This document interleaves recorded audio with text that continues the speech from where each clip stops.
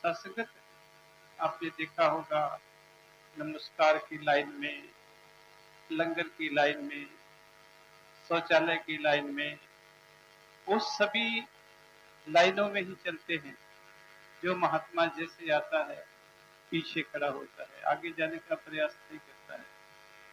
सत्संगत आपने नमस्कार की लाइन में देखा होगा या लंगर की लाइन में देखा होगा, वो घुमा करके रस्सियां बांधी जाती हैं ऊपर आगे से पीछे आगे।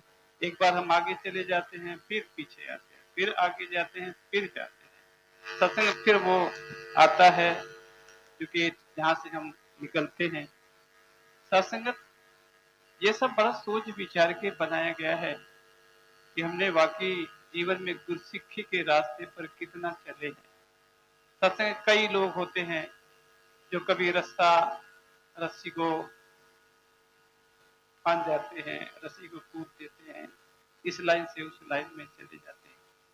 यही हमारी परीक्षा है कि हमने मर्यादा में कहाँ तक रहा। सत्संग वो रस्सी नहीं है, वो एक गुरु की मर्यादा है। रस्सी तो कोई भी तोड़ सकता है, लेकिन वो गुरु की मर्यादा है कि महात्मा अगर गुरसिक्खी में रंगा है तो कभी रस्सी को तोड़ेगा नहीं। कभी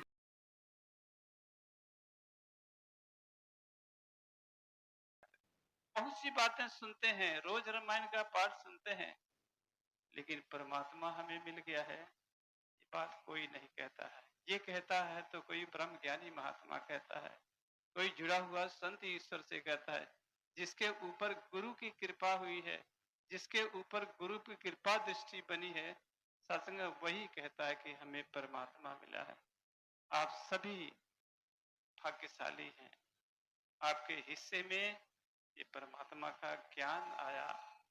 हमने जीते जी इन आंखों में सतगुरु ने एक ज्ञान की दृष्टि दे करके इस मालिक खालिक का दीदार करवा दिया, इसके दर्शन करवाया।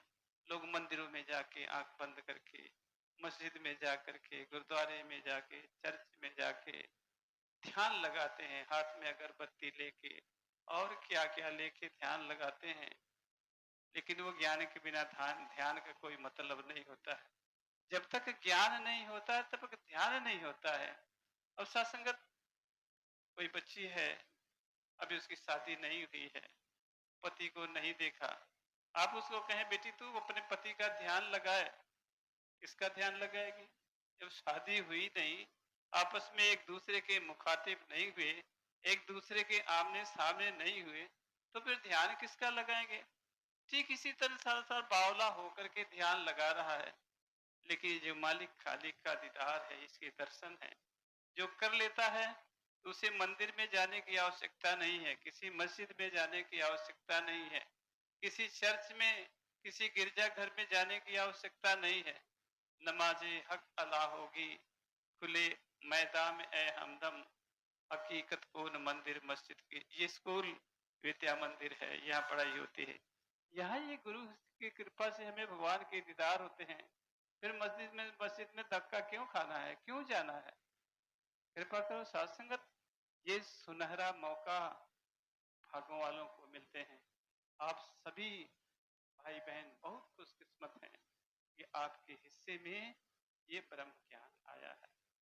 और ब्रह्म ज्ञानी का सकल आकार, ब्रह्म ज्ञानी आप निरंकार, कहे अवतार संत प्रभु में, भेद न बिल्कुल राई है। आप में और ईश्वर में कोई भेद नहीं है।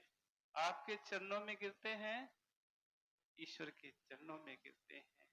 आपके चरणों में नमस्कार करते हैं तो ईश्वर के चरणों में नमस्कार करते हैं।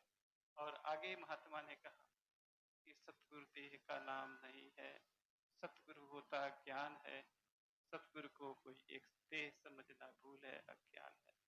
सतगुरु देह नहीं है, सतगुरु ज्ञान है। सत्संग सतगुरु ज्ञान है और वो ज्ञान हम सभी के अंदर है। सतगुरु की कृपा से बात समझ में आ गई है। कहते गल समझ लई ते रौला की, फिर राम रहीम थे मौला की।